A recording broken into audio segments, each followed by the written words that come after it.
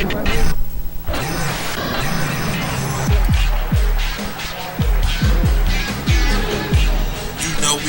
real hard, nigga. DJ Q was in this hoe, and I'm pulling trigger. New world order, don't you even try to talk shit, cause we quick to snatch your ass.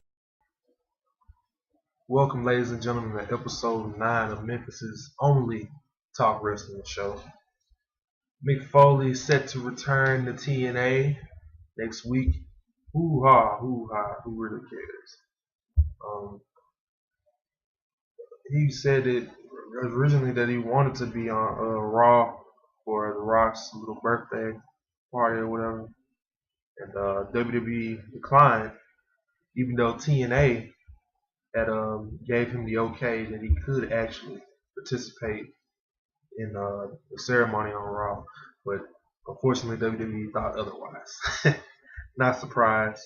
WrestleMania 27 gets a huge 1 million buys, 1 million pay-per-view buys worldwide, and that's big. I'm not sure. Well, I think they had 1 million buys in the past, but this has been the first time in a while that has happened, and bigs up to the WWE for doing that.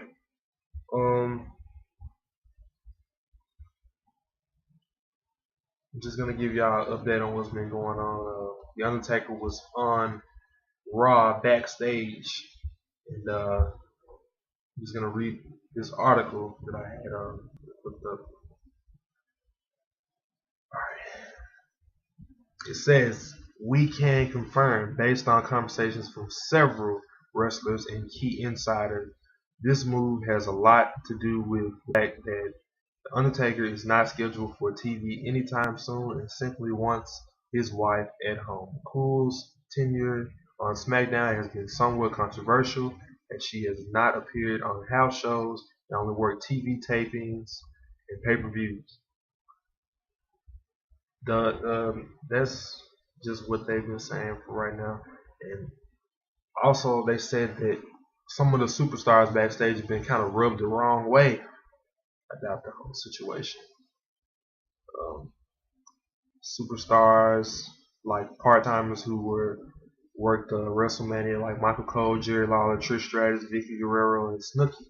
To make matters worse, the Cole versus Lawler match went very long at WrestleMania, taking up valuable time that others could have used to put more spotlight on their own match.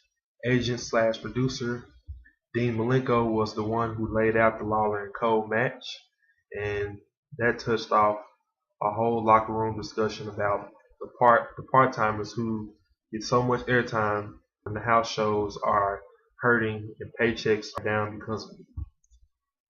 McCool is said to leave in WWE Chairman McMahon's good graces and is expected to return to television around the same time as the dead man, The Undertaker. So, everybody needs a break every once in a while. I'm not surprised that McCool is taking time off. We know that she was actually injured back in the past. I'm not sure if some of that could be the reason. But, if that is true, hope she gets well and hope she enjoys her break.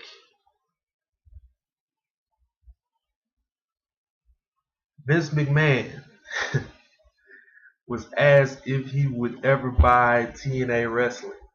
This was actually pretty interesting. I had never read an article about this but until today.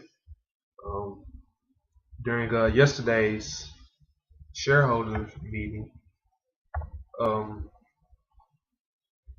shareholder had asked, when are you going to buy that 3-letter company that's based in Nashville, Tennessee, because they are the wrong people in charge of that company. Vince responded with right, and the shareholder continued and said, please save the business from Dixie Carter. Stephanie has more brands than Dixie Carter has, and Vince responded with, I hope. And after he said that, he started laughing. And then the shareholder continued, I think if you buy it now, there is a shot at fixing the company because I know you would put the right people in charge to fix the company. Vince seemed to be at a loss of words, responded, "I don't know that they are for sale." The shareholder jumped in, "I'm sure if you offered them something, I don't know. It is a 50-50 shot. I mean, they know you are loaded with money." Vince continued, "Well, maybe." The entire conversation drew tons of laughter from the crowd, along with Vince, Stephanie, and Triple H. I just thought that was pretty interesting. I don't see Vince buying TNA because TNA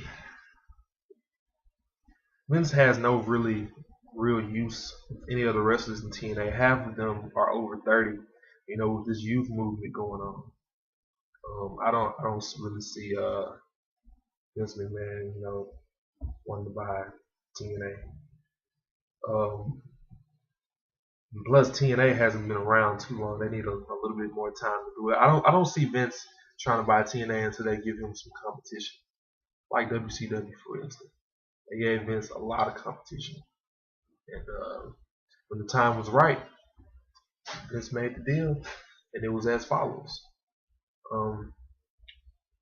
This past Friday night on SmackDown, which was last night, a new superstar was on SmackDown from FCW along during the Great Khali and Ranjit Singh segment backstage.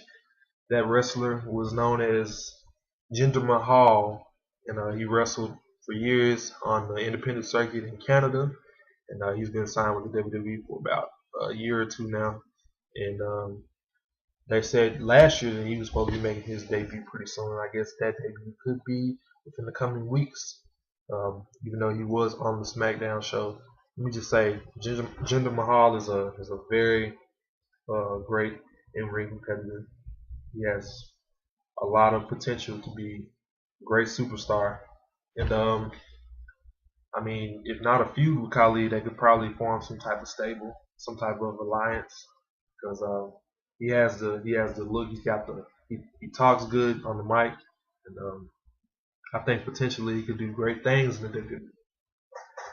But that's going to do it for today's show, episode 9 of Memphis' only talk wrestling show. I will be coming back with another episode probably sometime next week after Monday Night Raw. So,